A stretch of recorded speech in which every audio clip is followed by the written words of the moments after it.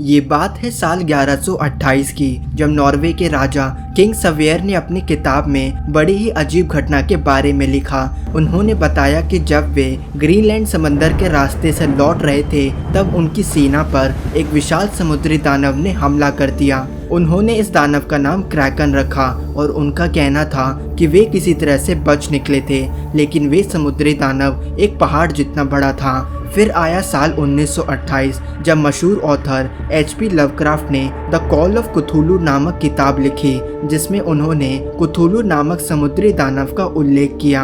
जब दुनिया ने इस किताब को देखा तो कुथुलू से जुड़ी जानकारियों ने अच्छों की हालत खराब कर दी थी, और इसका कारण आपको आगे पता ही लग जाएगा। इन दोनों घटना में समान चीज यह थी कि दोनों ने ही दुनिया को ऐसे दो दानवों से परिचित कराया जिनका खौफ आज भी लोगों में जीवित है, कुथुलू और क्रैकन। दोनों को ही ऐसा जीव माना गया जिन्हें सामने देखने का तो छोड़िए, बल्कि इनका ख्याल ही बुरे सपने के बराबर है। तो जरा सोचिए क्या होगा अगर इन दोनों समुद्री दानवों की आपस में लड़ाई हो जाती। कौन सा दानव किस पे भारी पड़ता, साथ ही हम इंसानों का इस पे क्या प्रभाव पड़ता। हैरानी वाली बात थी कि किंग स्वेयर की बताई हुई घटना के बाद ऐसे कई सेलर्स और मछुआरे सामने आए थे जिन्होंने ग्रीनलैंड समंदर में क्रैकन को देखने का दावा किया था। इन सभी लोगों ने क्रैकन को काफी बड़ा जीव बताया था, इतना विशाल कि कुछ लोग इसके ऊपर के शरीर को एक आइलैंड समझने की गलती कर लेते थे। इससे एक बात तो पक्की थी, क्रैकन हजारों मीटर बड़ा रहा होगा।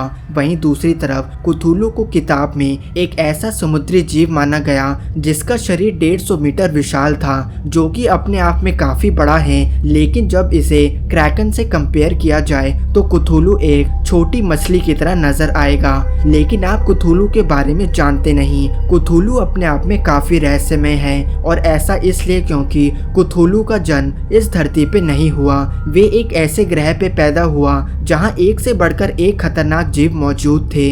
कहते हैं कि उसके ग्रह पे जीव उसे भगवान के रूप में देखते थे, और ऐसा इसलिए क्योंकि कुथुलू केवल एक शक्तिशाली जानवर मात्र ही नहीं है, वे एक ऐसा दानव है जिसके पास दैविक शक्तियां मौजूद हैं। वहीं दूसरी तरफ क्रैकन एक ऐसा जानवर है जिसका जन्म धरती पे हुआ, बल्कि कुछ लोग तो ऐसा मानते हैं कि समंदर की असीम गहराई में रहने वाली जायंट स्क्विड, जिन्हें सिर्फ अब तक 8 बार ही देखा जा सका है, वे ही एक क्रैकन हो सकते हैं, लेकिन साइज में जायंट स्क्विड से काफी बड़े। इसका मतलब है कि कुथुलू के पास दैविक शक्तियां मौजूद हैं, वहीं क्रैकन के पास नहीं। ऐसा माना जाता है कि कुथुलू धरती पे आने के बाद समंदर में अपने ही बनाए हुए शहर रिले में एक श्राप के तहत कैद हो गया। इसके कैद होने के बाद ही डायनासोर और इंसान धरती पे आए। इसका मतलब है कि क्रैकन कुथुलू के काफी बाद जन्मा।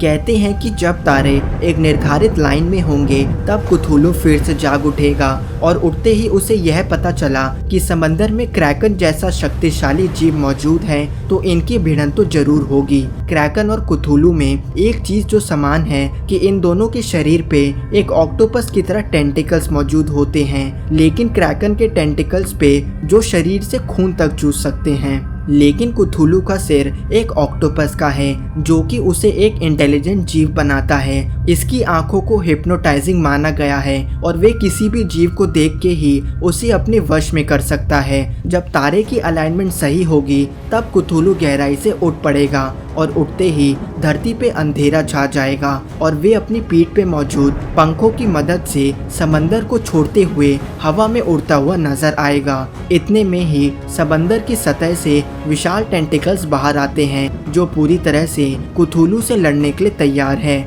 वे अपने टेंटिकल्स को हवा में तेजी से हिलाता है ताकि कुथुलू को पकड़ सके, लेकिन विशाल शरीर के कारण क्रैकन की स्पीड धीरे है और कुथुलू आराम से उसके टेंटिकल से बच जाता है।